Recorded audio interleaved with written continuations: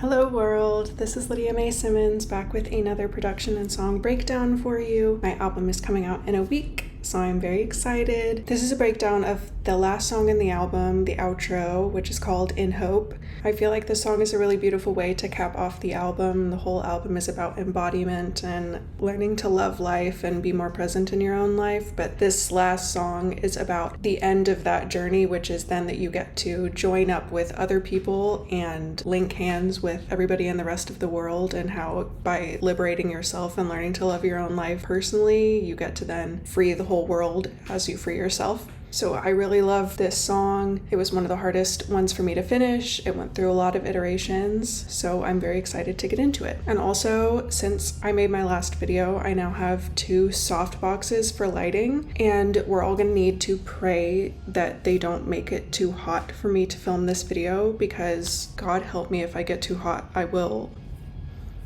end it.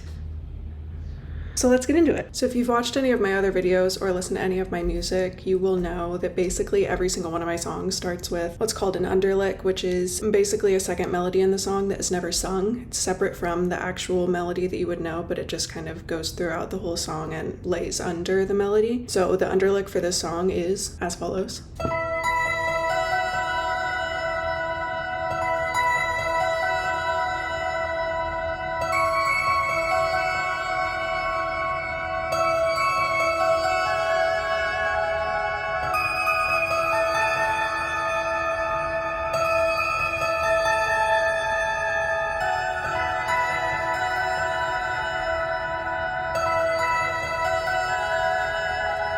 And I just found that by playing around on the keyboard like I always do. I always end up just going through my whole synth library, finding one that inspires me, figuring out something to play with it, and then I just keep layering on extra synthesizers until it hits the way that I wanted it to. That's how it started. I had that, and then I just wrote the melody in the first verse on top of that. And then it kind of stayed there for a while. The vision for this song didn't come to me all at once. I originally thought that it was going to have a much more delicate, dreamy vibe that kind of goes along with just those synthesizers. It sounds like it would be very soft and dainty, and I was originally singing it like that. I was singing it in a very soft way, and I just didn't really have a good idea for what I was going to do. This was one of those songs where I just kept coming back to it and coming back to it and changing it, but nothing ever felt right until I finally finished it. So I think this one took me a couple of months. But anyway, those are just 2 synthesizers from Logic Pro's Alchemy, and then Easy, which is one of their stock piano plugins. And I don't have very much going on, just some EQing. So nothing too interesting there, but that goes throughout the whole song. And then another thing that starts off the song that I really love is just this Outback Sunset, which is a Alchemy preset that I found that I absolutely loved. Let me see, I think I put something funny in the notes for this one. Yeah, I'm drooling on the floor. Literally, it sounds amazing. Listen to this.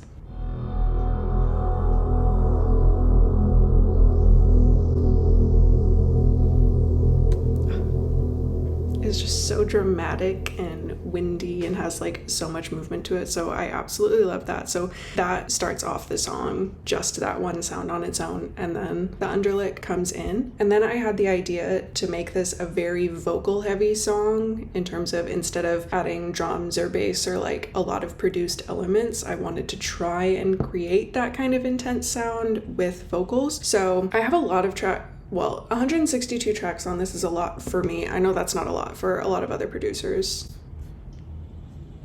but the reason why I have so many is if I unhide the tracks, I have a lot of vocal tracks. So these all were unused. I tried out a bunch of different harmony lines, a bunch of different choral vocals, and basically produced them out for the entire song, and then decided that it wasn't working. So that was one of the iterations this went through. The only thing that survived was this.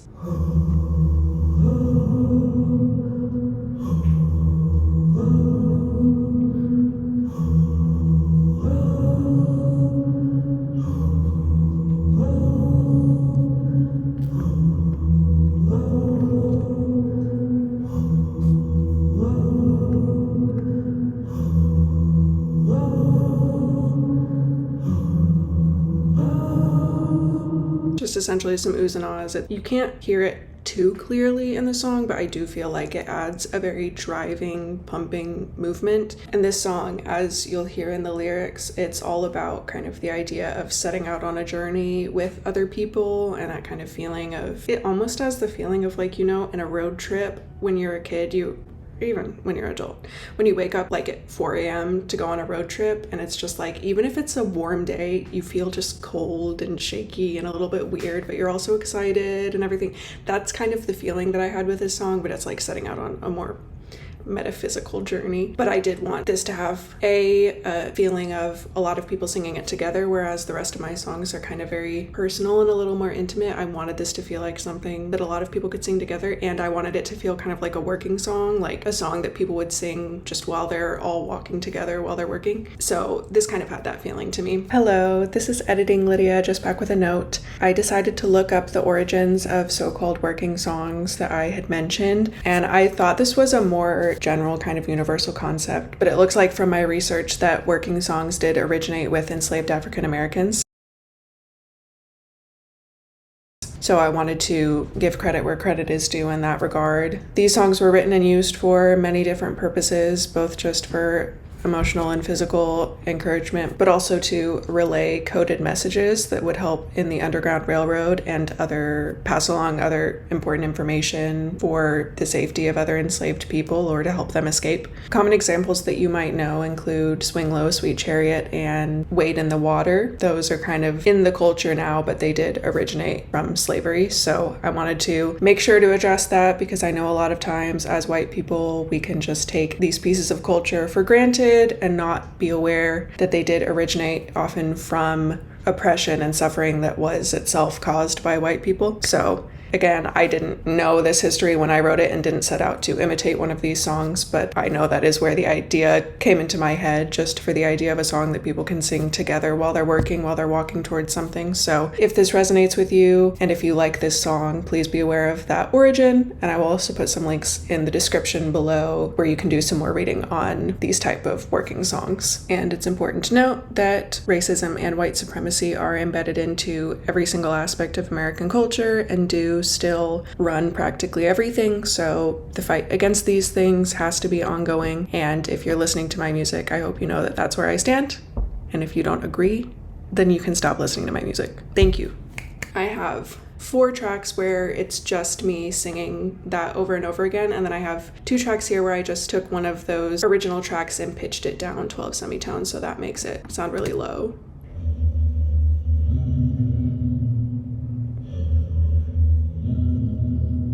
You almost can't even really hear it, but it just adds a little bit of intensity because obviously I can't sing that low. So I tried a bunch of different other things I don't even remember, and I don't even want to listen to it because I'm sure they sounded like trash.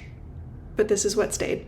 And then what I ended up coming up with that really made this song come together for me was the drums. I had it in my head again that I wanted this to be a very vocal heavy song and that I wasn't going to rely on drums to create this kind of feeling, but I think I was just barking up the wrong tree with that because the drums really made it for me. And I tried so many other things, but nothing was hitting like this. So this is a lot with the drums. There's all of this to begin with, and then we add a lot more at the end. But this is what it sounds like starting off.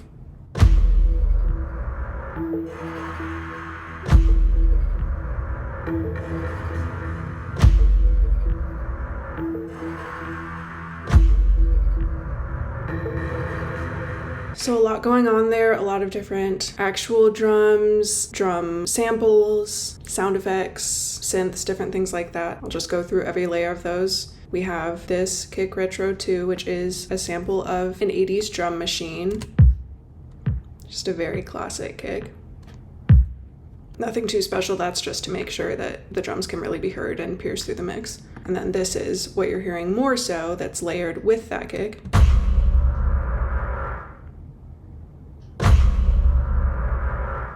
That is an Alchemy preset, and it is under the drums. It sounds very explosive to me, very windy. It just sounds like the drum is huge, like huge hit is really an apt name for it. It sounds really big. You can see all of these are lined up perfectly with the start of the bar, and then this one is a little forward because it was a little too delayed for me and I couldn't figure out how to fix that without just playing it a little bit earlier, so the loops aren't quite even for that, but that's just going along with the kick one every 4 bars. And then I have additionally this deep 808 bass that is also going along with the kicks. Another kind of very similar to the original kick. And then just a bunch of different sound effects.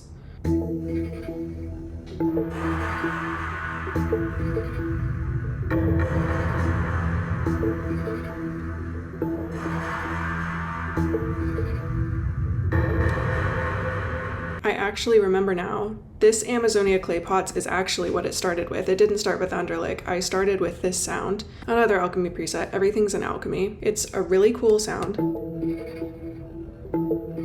Kind of very ominous, but I think that, I don't even know, like, it's not playing those notes, but the little do-dum, do-dum. Why is it so embarrassing for me to sing? To do a little hum in my videos? Answer me that. I'm literally showing you my song that I sang. The basic sound of that inspired me to do the Underlick because they kind of have a similar melodic vibe.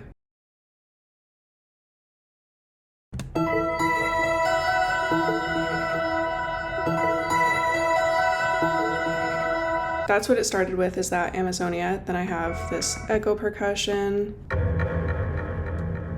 thither and zither, which sounds like this.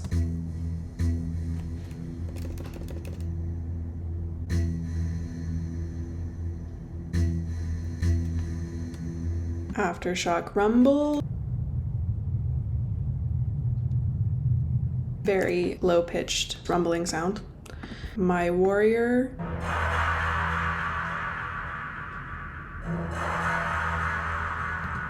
And then I have, lastly, the bluebird. A tom. Bluebird is one of the built-in acoustic drum kits in Logic that I really like. Basically, the main drum sound is these 4 sounds layered together, which sounds like this.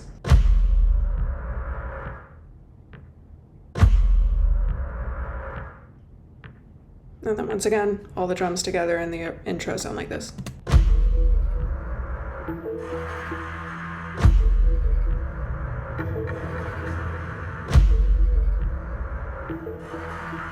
That was another instance where I just kept layering and layering and layering until it hit the way that I wanted it to. So I was just going through alchemy, just finding whatever cool sound effects I could find and adding them in wherever, but I think the effect ended up being very cool. I just have a little bit of sidechain compression here. That's going to be sidechained to the main vocal at 277 hertz because that's around where my vocal sits, or at least the fundamental frequency of my vocal. So that's just to keep the drums a little bit out of the way when the vocal is present, because the vocal is a little bit of a quiet one, as my vocals tend to be. And then we do just have a couple extra bass, so along with that Outback Sunset that comes in the intro, all the bass sound like bass sound like this.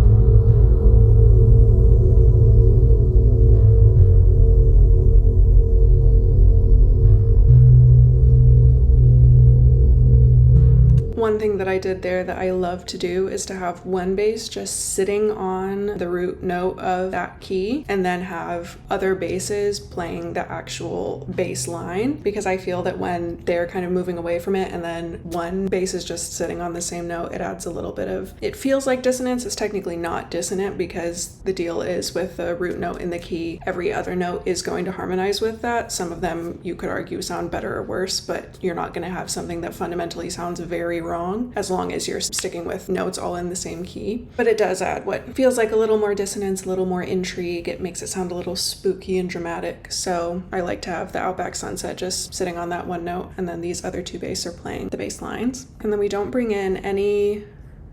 Do we not have any chords in this song? No. We have some chords right at the end, but no chords until then. So that is what we have going on at the beginning. And I'll just let you listen to the intro and the first verse. Although also this song doesn't really have a normal song structure. It doesn't, normally I would have markers here for like the verse and the chorus. It doesn't have a chorus. It sort of just has 2 verses and then that's the end.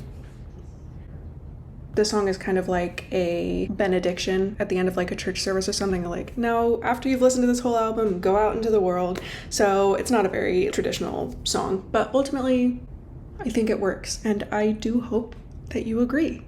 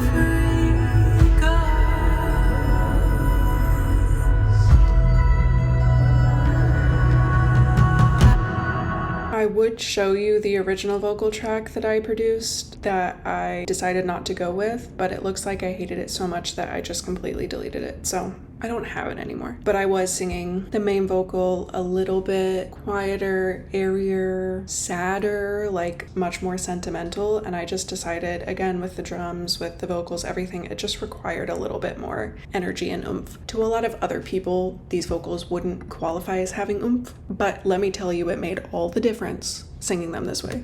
With the dawn, we are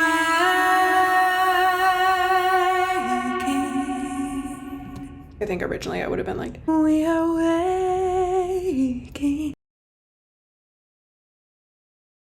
Like I was scared of it, but it had to be stronger than that. Doesn't necessarily sound too different from my other songs, but spiritually it is. So once again, you can hear in the lyrics this kind of, it's not even a vibe of setting out on a journey, it's just explicitly what I'm describing.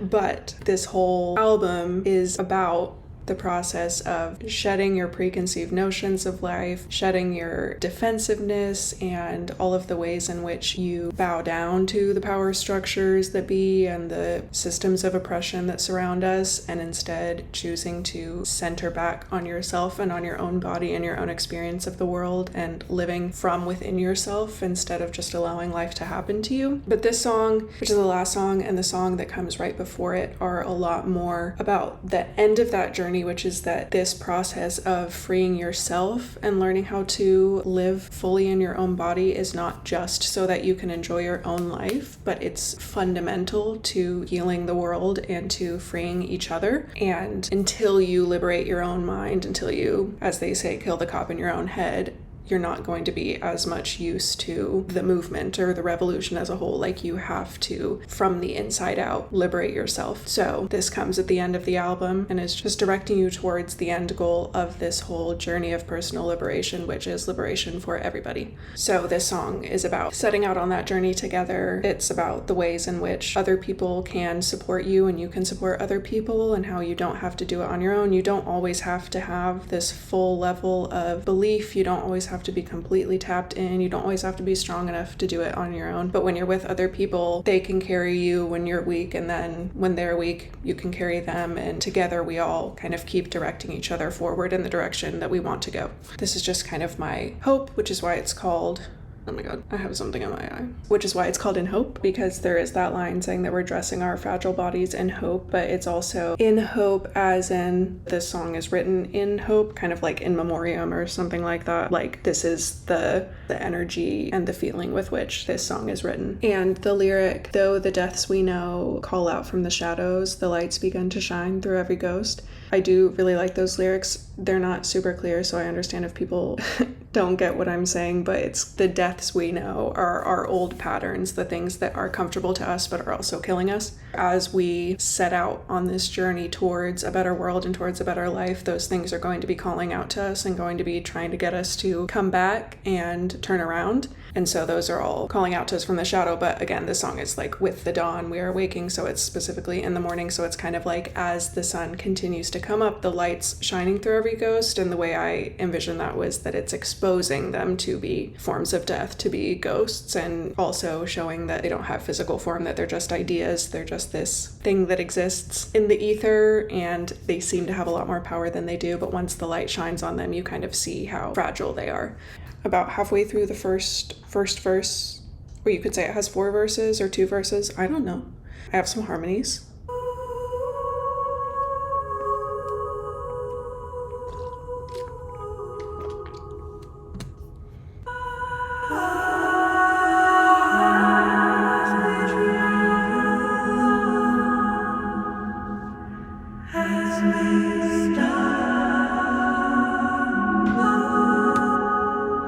Those are actually in the second verse, so I just have a little bit of oohs and ahs, and that is pretty much all that changes. So the production stays kind of the same throughout that whole first verse, and then we get a few things changing. So we do get those harmonies that are coming in. As always with the harmonies, I will cut out the lower mids a little bit. I'm surprised I didn't cut them out more. I might have over here, but I'll always cut out the middle, completely cut out the low end because you don't need that, and then boost the highs because I want them to have a little bit more of an airy feel than I would want for the main vocals. TDR Nova, so yeah, that's doing some dynamic EQ again, ducking down the lower mid frequencies, and then I also have that around 7K, which would be for de-essing or taking out some harsh frequencies. And then Space Designer, this is actually different. Normally I use the same Dream Hall reverb on all my vocals, but this one I chose something different, Forest Echo Dark.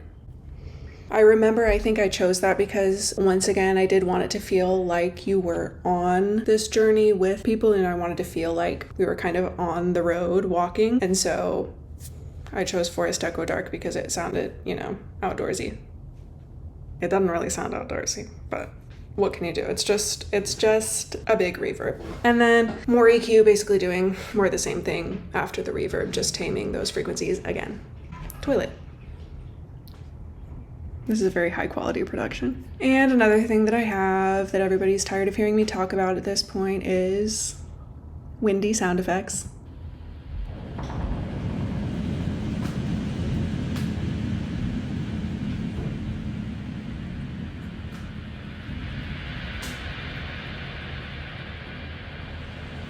Just makes you feel like you're at the club. It's amazing. Those are not because I wanted an outdoorsy feeling to the song. Those are because I'm addicted to adding wind to every song that I write. So that's that. I won't go through all of the dirty details, all of the nastiness that goes into making these. It's just a bunch of Alchemy Pro presets.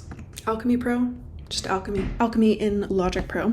And then the drums change a little bit. In addition to these toms from the Bluebird kit, we get a little bit more. Really hits the spot. Sounds like this with the whole thing.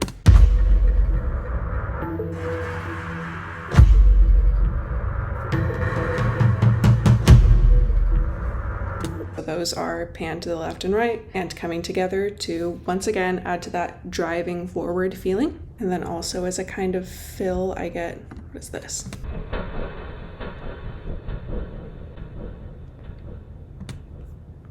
I don't recall adding that. Anyway, what I was meaning to say is I added also a cymbal swell, so then we also get an additional thing going into, it's not really going into a transition, but it kind of feels like a transition every time these happen, like it's just once again like pushing you forward.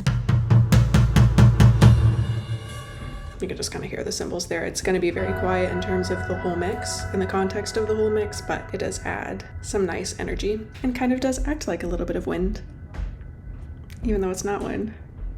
And then what we really get at the end is so many drums you'll shit your pants.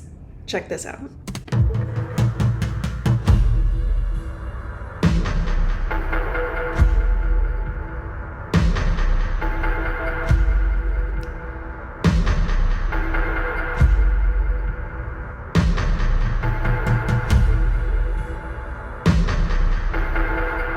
just love. I just really feel like that it's exactly the way that I wanted it to. Let me see what I did. Massive slam. So these are kind of snares of sorts. Not really the snares, they're just kind of.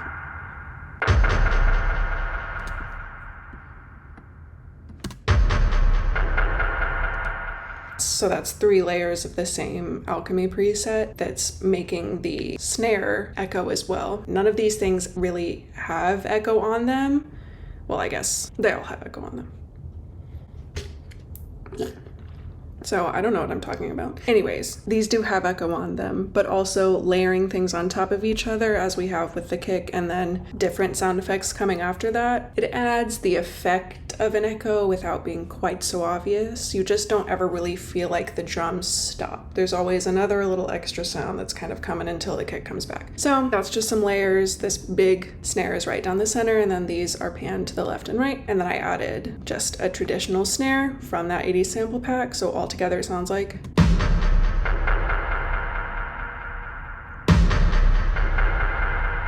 Just love the way it sounds. Added a lot of stuff here, and honestly, it's just very haphazard what I add. Some compression, these are both saturation and distortion plugins, and then some reverb, diffusion hall, pretty high reverb settings. Let me see what it sounds like on its own. Pretty big, but it's a very short snare sound, so it doesn't get too overwhelming, and it's also pretty quiet. These are louder than this one. The last thing that gets added is this Amazonia, which is, again, this original sound that started off this whole song. I used another iteration of that at the end here.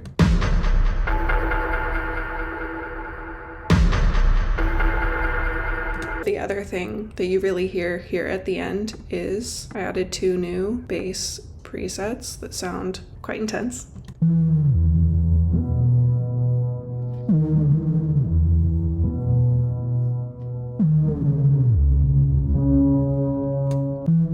This DMB bass reminds me of, if you can guess which movie soundtrack this sound reminds me of, put it in the comments below and I'll say hi to you. I don't have anything else to offer to you right now. Anyway, I'll tell you the answer. It is Into the Spider-Verse. Great fucking movie soundtrack. This one I didn't really know how I was going to use it, but it ended up fitting in perfectly. The ignition bass is just another bass preset that I added because this one, as you can tell, you can kind of hear it in the initial note, but then when it goes up, it kind of ducks out a little bit. It's like significantly quieter, so I needed something else to make the whole bass line more heard.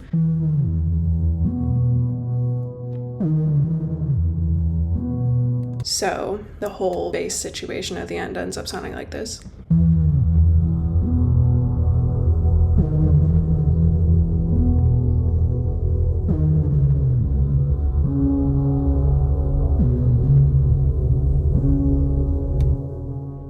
And then the last thing that I added, in addition to the rest of the sound effects and the drums, this is basically another layer of drums, but it's thunder. And these are just actual thunder sound effects that I found in Logic's loop library. So I made these kind of like one goes with the kick and one goes with the snare.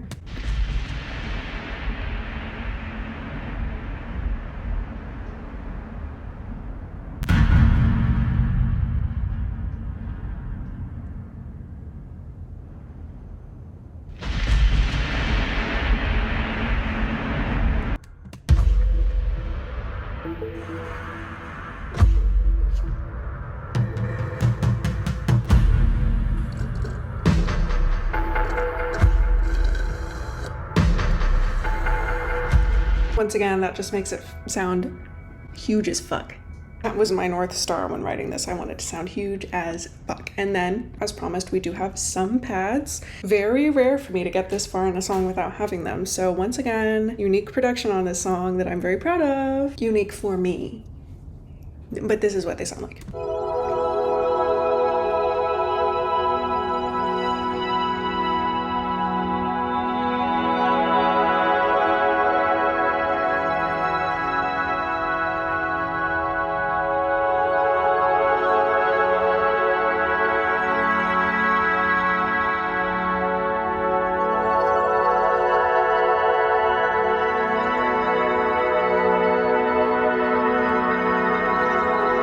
If I do recall, I believe that those chords were written and those pads were put together when I was still going through the iteration of the song where I thought it was going to sound a lot more delicate. So obviously those kind of like don't necessarily fit the vibe of these big boomy drums and thunder and everything, but it provides a nice juxtaposition to all of the rest of the intensity. But I think the reason why I didn't have chords going through this whole song is ultimately because I couldn't really figure out a chord progression that I really liked that much.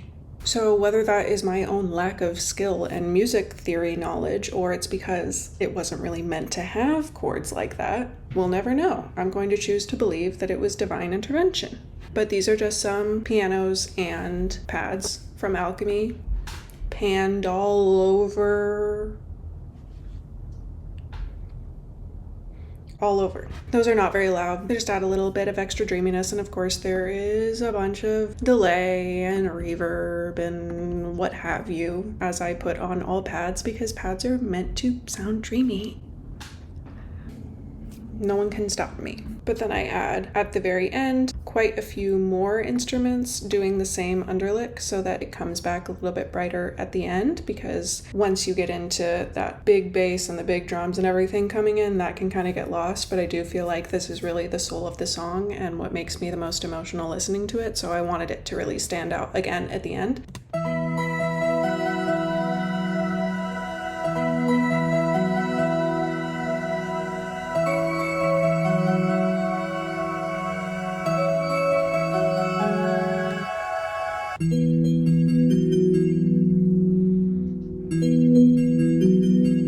Bellefonte is just a really nice hollow bell. Hollow is one of my favorite buzzwords to describe sounds. I don't even know if it really is necessarily that descriptive, but that's what it feels like to me. Airy, like there's space inside of it. And then this is Ocean Science.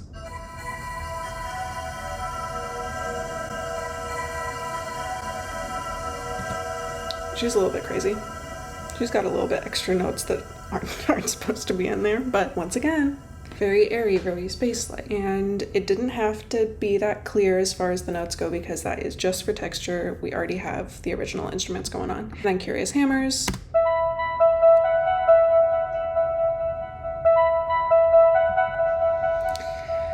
A little bit more boring. Nothing to write home about. But she is a good girl, and any man would be lucky to have her. She's a good girl.